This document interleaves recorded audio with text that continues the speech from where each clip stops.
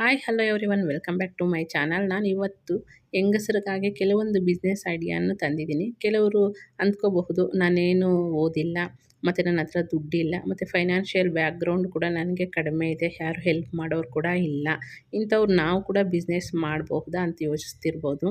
ಆದರೆ ಈಗ ನಾನು ಹೇಳೋ ಐಡಿಯಾಸ್ನಲ್ಲಿ ಚೆನ್ನಾಗಿ ಓದಿರಬೇಕಂತೇನಿಲ್ಲ, ಆ್ಯಂಡ್ ಸ್ವಲ್ಪ ಹಣ ಇದ್ದರೂ ಕೂಡ ಸಾಕಾಗುತ್ತೆ.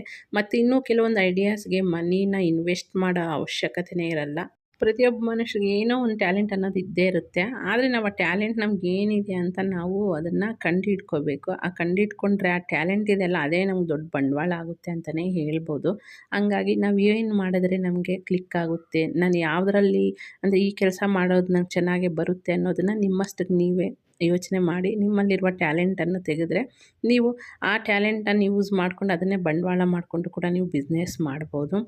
ಎಷ್ಟೇ ದೊಡ್ಡ ಕೆಲಸ ಆದರೂ ಕೂಡ ಒಂದು ಚಿಕ್ಕ ಹೆಜ್ಜೆಯಿಂದ ಆರಂಭ ಆಗುತ್ತೆ. ಹಂಗಾಗಿ ನಾವು ಯಾವುದೇ ಕೆಲಸ ಆರಂಭ ಮಾಡಿದಾಗ ನಮಗೆ ತಾಳ್ಮೆ, ಆಸಕ್ತಿ ಮತ್ತು ಪ್ರಾಮಾಣಿಕತೆ, ಕಷ್ಟ ಮಾಡಬೇಕು ಅನ್ನೋ ತತ್ವ, ಹೊಸದನ್ನು ಕಲ್ತ್ಕೋಬೇಕು ಅನ್ನೋ ಉತ್ಸಾಹ, ವಿನಯ ಇವೆಲ್ಲವೂ ಇದ್ದರೆ ಖಂಡಿತವಾಗಿ ಗೆಲುವನ್ನೋದು ನಿಮ್ಮದಾಗೇ ಆಗುತ್ತೆ.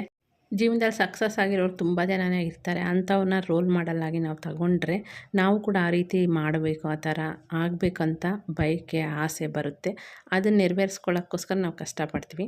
ಫಸ್ಟ್ ನಾನು ಬಿಸ್ನೆಸ್ ಐಡಿಯಾ ಸ್ಟಾರ್ಟ್ ಮಾಡೋಕ್ಕೆ ಮುಂಚೆ ನಮ್ಮ ತಾಯಿ ಬಗ್ಗೆ ಹೇಳ್ತೀನಿ. ಅದೇನೆಂದರೆ ನಮ್ಮ ಅಮ್ಮಗೆ ಅವ್ರ ಸೈನ್ ಬರೆಯೋದು ಬಿಟ್ಟರೆ ಮತ್ತು ಇನ್ನೇನು ಕೂಡ ಬರೋದಿಲ್ಲ. ಒಂದು ಅಕ್ಷರನೂ ಓದೋಕ್ಕೂ ಕೂಡ ಬರೋದಿಲ್ಲ. ಆದರೆ ಇವತ್ತು ನಮ್ಮಮ್ಮ ಸಕ್ಸಸ್ಫುಲ್ಲಾಗಿ 2 ಶಾಪನ್ನು ರನ್ನಿಂಗ್ ಮಾಡ್ತಿದ್ದಾರೆ. 2 ಶಾಪ್ ಜೊತೆಗೆ ಮನೆಯಲ್ಲಿ ಸ್ಯಾರೀಸ್ ಕೂಡ ಸೇಲ್ ಮಾಡ್ತಿದ್ದಾರೆ. ಈಗ ನಾನು ವಿಡಿಯೋದಲ್ಲಿ ತೋರಿಸ್ತಾ ಇದ್ದೀನಲ್ಲ, ಇದೇ ಶಾಪು. ಇದು ಬಂದುಬಿಟ್ಟು ಮೂಟೆಗಳೆಲ್ಲ ಕಾಣಿಸ್ತಿದೆಯಲ್ಲ, ಇದು ಬೂಸ ಮೂಟೆಗಳು. ಈ ಕೋಳಿ, ಕುರಿ, ಮೇಕೆ, ಹಸುಗಳಿಗೆಲ್ಲ ಹಾಕ್ತಾರಲ್ಲ ಅದು ಬೂಸ ಮೂಟೆಗಳು. ಮತ್ತು ಇನ್ನೊಂದು ಬಂದುಬಿಟ್ಟು ಇದು ಹಾರ್ಡ್ವೇರ್ ಶಾಪು. ಎರಡನ್ನೂ ಕೂಡ ನಮ್ಮ ಅಮ್ಮನೇ ರನ್ನಿಂಗ್ ಮಾಡ್ತಾ ಇರೋದು. ಸ್ಟಾರ್ಟಿಂಗಲ್ಲಿ ನಮ್ಮ ಅಪ್ಪಾಜಿನೇ ಒಂದು ಶಾಪು ಅಂದರೆ ಈ ಹಾರ್ಡ್ವೇರ್ ಶಾಪ್ ಮಾತ್ರ ಓಪನ್ ಮಾಡಿದರು. ಬಟ್ ನಮ್ಮ ಅಪ್ಪಾಜಿಗೆ ಸ್ವಲ್ಪ ಹೆಲ್ತ್ ಇಶ್ಯೂಸ್ ಆಗಿ ಅವರೆಲ್ಲೂ ಓಡಾಡ್ದಂಗೆ ಆದರು. ಆ ಟೈಮಲ್ಲಿ ಈ ಶಾಪನ್ನು ನೋಡ್ಕೊತಿದ್ರು. ಒಂದೇ ಶಾಪ್ ನೋಡ್ಕೊತೀನಲ್ಲ, ಇನ್ನು ಪಕ್ಕದಲ್ಲಿ ಇದೆ ನಮ್ಮದೇ ಶಾಪು ಖಾಲಿಯಾಗಿತ್ತು. ಒಂದಕ್ಕೆ ಬೆಳಗ್ಗೆಯಿಂದ ಸಾಯಂಕಾಲದವರೆಗೂ ಅದಕ್ಕೋಸ್ಕರನೇ ಕಾಯಬೇಕಲ್ಲ, ಅದ್ರ ಜೊತೆಗೆ ಇನ್ನೊಂದು ಶಾಪ್ ಕೂಡ ಓಪನ್ ಮಾಡಿಕೊಂಡ್ರೆ ಎರಡನ್ನು ಅಟ್ ಎ ಟೈಮಲ್ಲೇ ನೋಡ್ಕೋಬೋದಲ್ಲ ಅಂತ ಹೇಳ್ಬಿಟ್ಟು ನಮ್ಗೆ ಯಾರಿಗೂ ಕೂಡ ಹೇಳ್ದೆ ಇನ್ನೊಂದು ಶಾಪನ್ನು ಓಪನ್ ಮಾಡಿದ್ರು. ನಾವು ಓಪನ್ ಮಾಡಿದ್ದಾರೆ ಅಂದ ತಕ್ಷಣವೇ ಭಯ ಆಯಿತು. ಯಾಕಂದರೆ ಹೆಂಗಿರುತ್ತೇನೋ, ಲಾಸ್ ಆಗುತ್ತೇನೋ, ಒಂದೇ ಶಾಪನ್ನು 2 ಶಾಪನ್ನು ಒಬ್ಬರೇ ಮೇಂಟೈನ್ ಮಾಡೋದು ಕೂಡ ಕಷ್ಟ ಆಗುತ್ತೆ, ಯಾರು ಹೆಲ್ಪು ಕೂಡ ಇರಲ್ಲ, ಬೇಡ ಅಂತಲೇ ಹೇಳಿದ್ವಿ. ಬಟ್ ನಮ್ಮಮ್ಮ ನಾನು ನೋಡ್ತೀನಿ, ಟ್ರೈ ಮಾಡ್ತೀನಿ ಅಂದರು. ನಮ್ಮಮ್ಮ ಮೇಲೆ ನಮಗೂ ಕೂಡ ನಂಬಿಕೆ ಇತ್ತು, ಮೋಸ್ಟ್ಲಿ ಆಗ್ಬೋದು ಅಂತಲೇ ಅಂದ್ಕೊಂಡ್ವಿ. ಬಟ್ ಖಂಡಿತವಾಗಿ ಹೇಳ್ತೀನಿ, 2 ಶಾಪು ಕೂಡ ತುಂಬಾ ಸಕ್ಸಸ್ಫುಲ್ಲಾಗಿ ನಮ್ಮಮ್ಮ ರನ್ನಿಂಗ್ ಮಾಡ್ತಾಯಿದ್ದಾರೆ. ಇದ್ರ ಬಗ್ಗೆ ನನಗೆ ತುಂಬಾ ಹೆಮ್ಮೆ ಇದೆ. ಮತ್ತು ಇದ್ರ ಜೊತೆಗೆ ಸ್ಯಾರಿ, ಮನೆಯಲ್ಲಿ ಸ್ಯಾರೀಸನ್ನು ಸೇಲ್ ಮಾಡ್ತಿದ್ದಾರೆ. ಇದು ಕೂಡ ಒಂದು 3-4 ಇಯರ್ಸಿಂದ ಸ್ಯಾರೀಸ್ ಸೇಲ್ ಅನ್ನೋದು ಮಾಡ್ತಿದ್ದಾರೆ. 3 ಕೂಡ ಮೇಂಟೈನ್ ಮಾಡ್ತಿದ್ದಾರೆ. ನಮ್ಮ ಅಪ್ಪಾಜಿಗೆ ಸ್ವಲ್ಪ ಓಡಾಡೋದು ಕಷ್ಟ ಆಗುತ್ತೆ. ಹಾಗಾಗಿ ಇಲ್ಲಿ ನಮ್ಮ ಅಮ್ಮದೇನಕ್ಕೆ ಕೇಳ್ತಾ ಇದ್ದೀನಿ ಅಂದರೆ, ಮನೆಯಲ್ಲಿ ಓದೋಕ್ಕೂ ಬರದೆ ಏನು ಆಗದೆ ಇರೋ ಹೆಂಗಸರು ಇರ್ತಾರಲ್ಲ, ಅವ್ರು ಈ ಥರ ಫೀಲ್ ಆಗಬಾರ್ದು, ನನಗೇನು ಬರಲ್ಲ ಅಂತ ಅನ್ನೋ ಉದ್ದೇಶಕ್ಕೆ ನಮ್ಮ ಅಮ್ಮದು ಹೇಳಿದೆ. ನೋಡಿ, ಉಷಾ ಎಂ ಶೆಟ್ಟಿ ಅಂತ ಈ ರೀತಿ ಒಬ್ಬರು ಕಮೆಂಟ್ ಮಾಡಿದರು, ಅಕ್ಕ ಇದೆಲ್ಲ ಬೆಂಗಳೂರಲ್ಲಾಗುತ್ತೆ, ಹಳ್ಳಿಗಳಲ್ಲಾಗಲ್ಲ ಅಂತ. ಅದಕ್ಕೋಸ್ಕರ ನಾನು ಇವತ್ತು ಹಳ್ಳಿಯಲ್ಲಿರೋ ಹೆಂಗಸರು ಯಾವ ರೀತಿ ಬಿಸ್ನೆಸ್ ಮಾಡಿ ಸಕ್ಸಸ್ ಆಗಬಹುದು ಅಂತ ಪ್ರಾಕ್ಟಿಕಲ್ ಆಗಿರೋ ಟಿಪ್ಸ್, ಐಡಿಯಾಸನ್ನು ಶೇರ್ ಮಾಡ್ತಾಯಿದ್ದೀನಿ.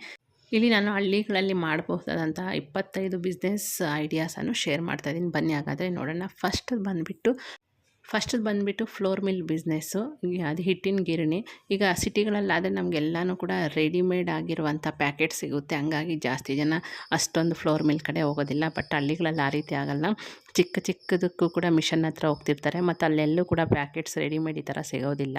ಹಂಗಾಗಿ ಊರುಗಳಲ್ಲಿ, ಹಳ್ಳಿಗಳಲ್ಲಿ ತುಂಬ ಚೆನ್ನಾಗಿ ಕ್ಲಿಕ್ ಆಗುತ್ತೆ ಅಂತಲೇ ಹೇಳ್ಬೋದು. ಇದಕ್ಕೊಂದು ಚಿಕ್ಕ ಜಾಗ ಅನ್ನೋದು ಮಾಡಿಕೊಂಡ್ರೆ, ಒಂದು ಮಿಷನ್ ಇಟ್ಕೊಂಡ್ರೆ, ಸ್ವಲ್ಪ ದಿನ ವೆಯ್ಟ್ ಮಾಡಿದ್ರೆ ಖಂಡಿತವಾಗಿ ನಿಮಗೆ ಬಿಸ್ನೆಸ್ ಅನ್ನೋದು ಕ್ಲಿಕ್ ಆಗೇ ಆಗುತ್ತೆ.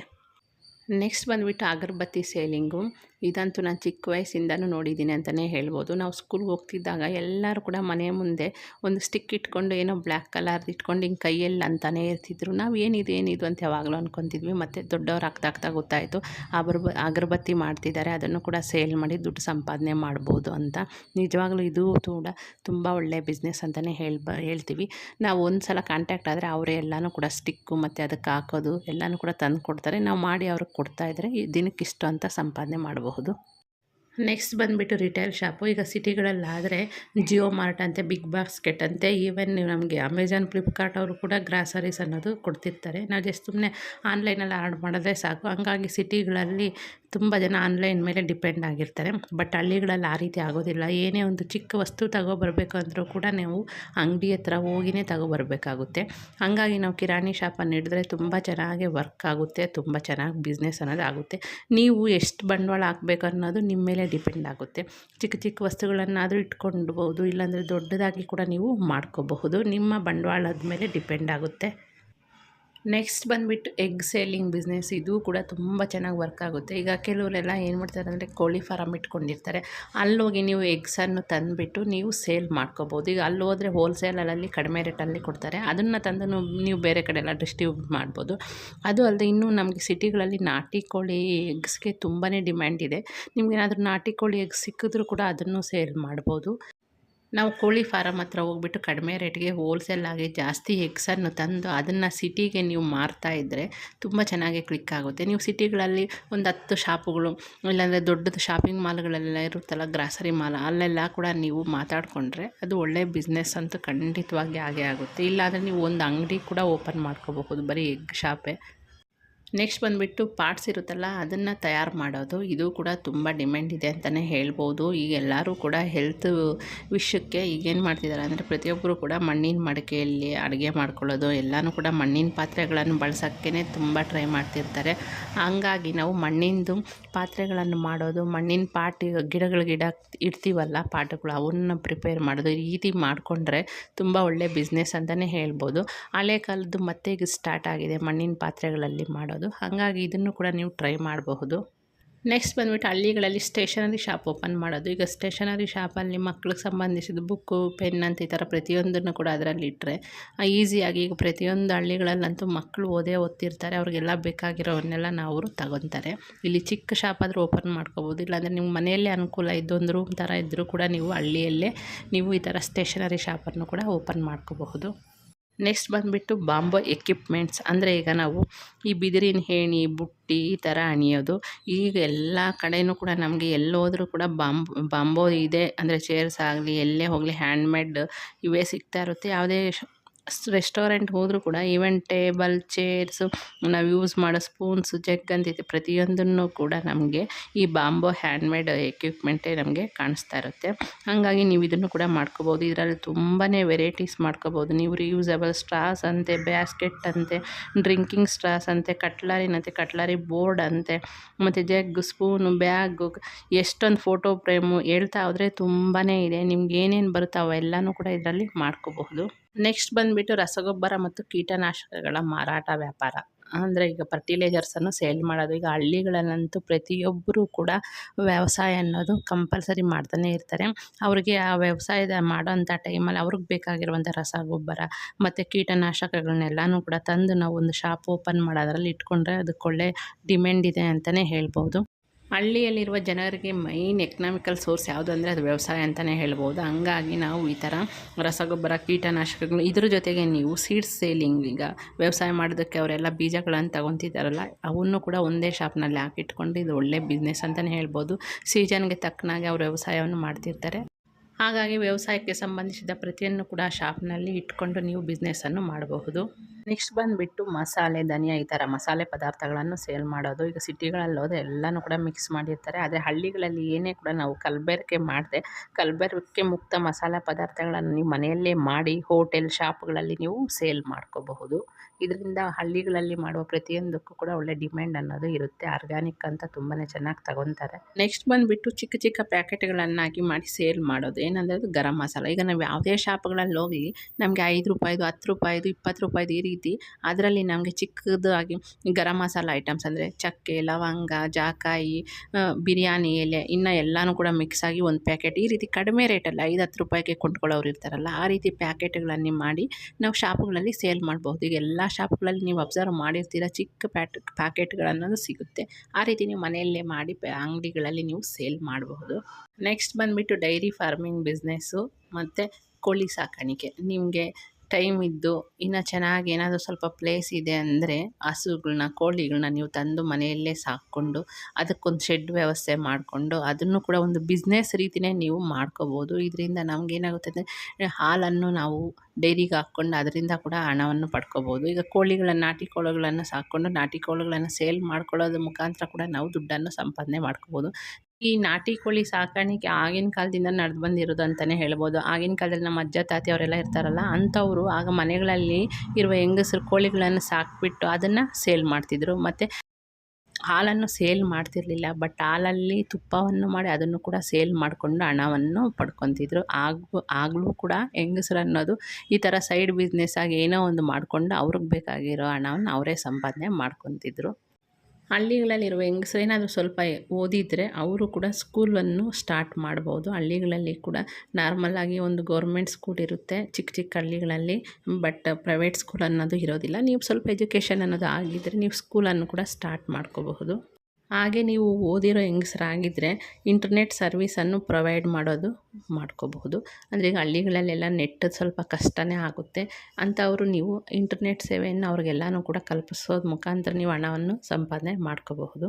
ನೆಕ್ಸ್ಟ್ ಬಂದುಬಿಟ್ಟು ಹಪ್ಳ, ಸಂಡಿಗೆ ಈ ರೀತಿ ಪಾಪಡ್ ಸೇಲಿಂಗ್ ಬಿಸ್ನೆಸ್ ಕೂಡ ನೀವು ಮಾಡ್ಕೋಬಹುದು. ಹಳ್ಳಿಗಳಲ್ಲಿ ತುಂಬ ಜಾಗ ಇರುತ್ತೆ, ಚೆನ್ನಾಗಿ ಬಿಸಿಲು ಕೂಡ ಬರ್ತಿರುತ್ತೆ. ಹಂಗಾಗಿ ಹಪ್ಳ, ಸಂಡಿಗೆ ಮತ್ತು ಮಿಕ್ಸ್ಡ್ ಮಸಾಲೆ ಭರಿತ ಹಪ್ಳ ಆ ಥರ ಬರುತ್ತಲ್ಲ, ಅವನ್ನೆಲ್ಲನೂ ಕೂಡ ನೀವು ಮನೆಯಲ್ಲಿ ರೆಡಿ ಮಾಡಿ ಪ್ಯಾಕೆಟ್ ಥರ ಮಾಡಿ ಅದನ್ನು ನೀವು ಸಿಟಿಗಳಲ್ಲಿ ತಂದು ಸೇಲ್ ಮಾಡಿದ್ರೆ ಇದು ಒಳ್ಳೆ ಬಿಸ್ನೆಸ್ ಅಂತಲೇ ಹೇಳ್ತೀನಿ.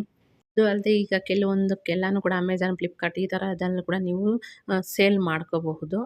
ಹಾಗೆ ನಮ್ಮ ಇಂಡಿಯಾದಲ್ಲಿರುವ ಗಿಡಮೂಲಿಕೆಗಳಿಗೆ ತುಂಬ ಡಿಮ್ಯಾಂಡ್ ಇದೆ ಅಂತಲೇ ಹೇಳ್ಬೋದು. ನಿಮಗೆ ಹಳ್ಳಿ ಕಡೆ ಎಲ್ಲನೂ ಗೊತ್ತಿರುತ್ತಲ್ಲ, ಪ್ರತಿಯೊಂದಕ್ಕೂ ಕೂಡ ಹಾಸ್ಪಿಟ್ಲ್ಗೆ ಹೋಗದೆ ಅವರಷ್ಟಕ್ಕೆ ಅವರೇ ನಾಟಿ ಔಷಧಿಯನ್ನು ಮಾಡ್ತಿರ್ತಾರೆ. ಅಂಥದ್ರ ಬಗ್ಗೆ ನಿಮ್ಗೆ ಐಡಿಯಾ ಇದ್ದರೆ ಆ ಥರ ಗಿಡಮೂಲಿಕೆಗಳನ್ನು ಕೂಡ ನೀವು ಸೇಲ್ ಮಾಡ್ಕೋಬಹುದು.